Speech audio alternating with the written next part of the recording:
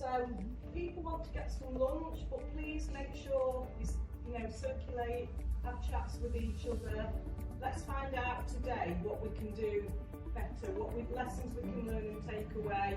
Now we can help support people on the estate better. So thank you all for coming. Help yourself some lunch. So I am Kirsty Armstrong-Booth and I am the Health and Wellbeing Officer for the Bellamy Estate.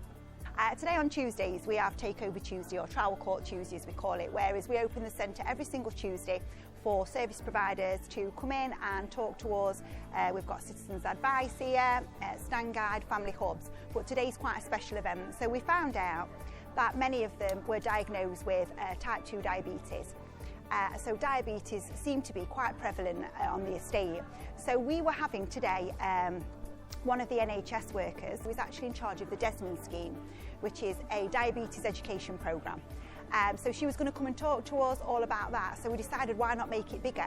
So we invited many diabetes providers, diabetic eye screening, health coaches, living well, taking control, and use it as a let's talk diabetes event. So whether you are concerned about developing diabetes, you already have it, you'd like to know about yourself, a family member, a friend, you could come along, get information, get advice, talk to people, but also for those residents who had accessed some of the education on diabetes, because we know some of them have attended and been referred to courses, to give their feedback and their point of view to the providers, so it could be a two-way learning process. So my name's Danny, I am a health and wellbeing coach. I work for Primary Integrated Community Services and I work across Mansfield North Primary Care Network. Lots of different barriers. I think access to practices initially, to be able to actually engage with services.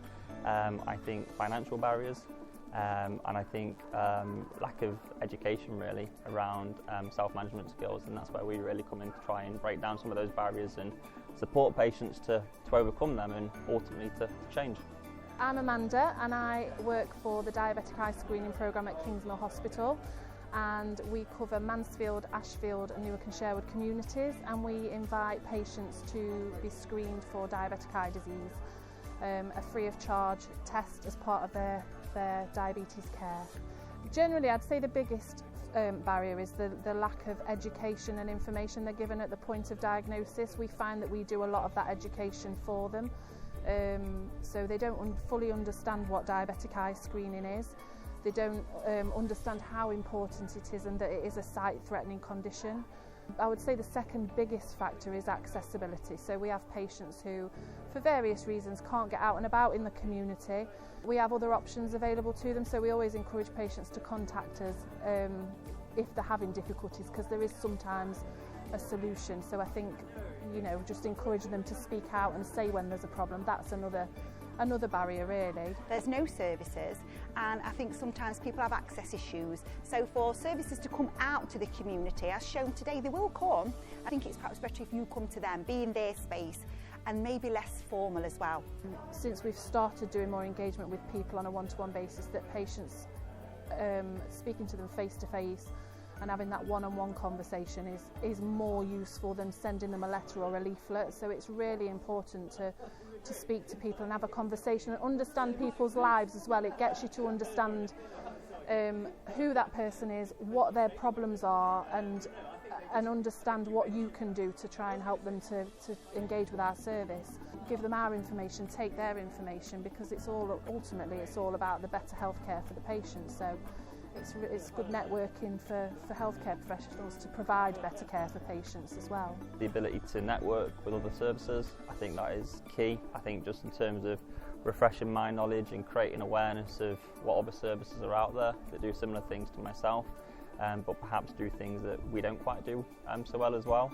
And then for patients, obviously it is brilliant to be able to bring them to a communal space where you've got all these different health-related services, communal services that are on offer to them that, again, they might not be aware of. So just opening that door to them and making things a lot more accessible, which I think is really, really good. I would like to say Thank you very much to all the service providers for coming. It's really lovely to see that you have come away from your offices and screens and actually come out to visit us. We really do appreciate it. A massive thank you to Patchill's Pantry. There's a chef at Patchill's Pantry with diabetes who has formulated as part of their apprenticeship this fantastic menu for us.